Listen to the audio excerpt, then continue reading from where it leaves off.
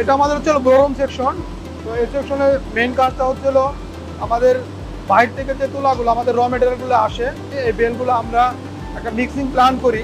Mixing plan অনুসারে আমরা lead on বসাই। তো এই মেশিনের মেইন কাজ হচ্ছে তুলাটাকে ওপেনিং এবং ক্লিনিং করা।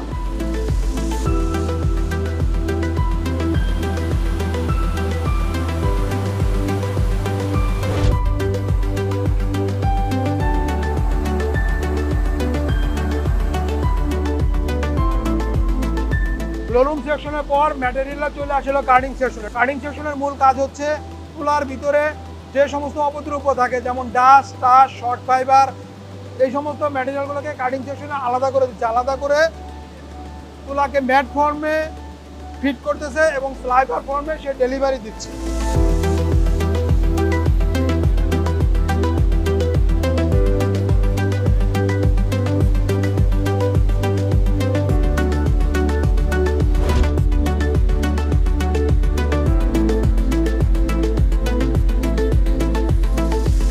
কাটিং সেকশনের পরে কাটিং এর দিয়ে যে ক্যানগুলো আসে সেই ক্যানগুলো আমরা ব্রেকার ড্রয়িংয়ে সেট করি।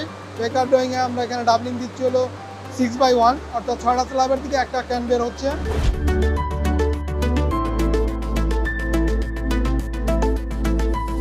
ব্রেকার ড্রয়িংয়ের পরের যে মেশিনটা ফিনিশার ড্রয়িং সেকশন। ফিনিশার ড্রয়িংয়ে আমরা 8 ডাবলিং দিচ্ছি। এখানে 8টা ক্যান থেকে একটা ক্যান বের হচ্ছে, অর্থাৎ স্লাইবারটা আরও বেশি ইউনিফর্ম হয়ে বের হচ্ছে।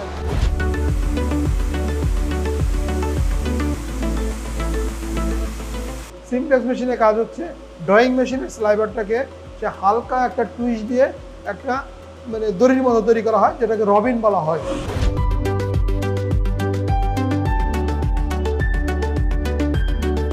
রবিনটা সিমপ্লেক্স থেকে চলে যাচ্ছে রিং সেকশনে।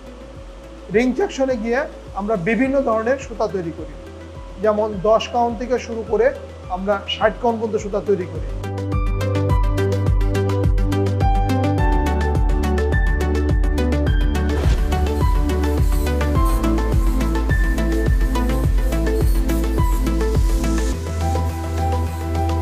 আমরা এই রিং কস বাজারে বিক্রি করতে পারি না এভাবে।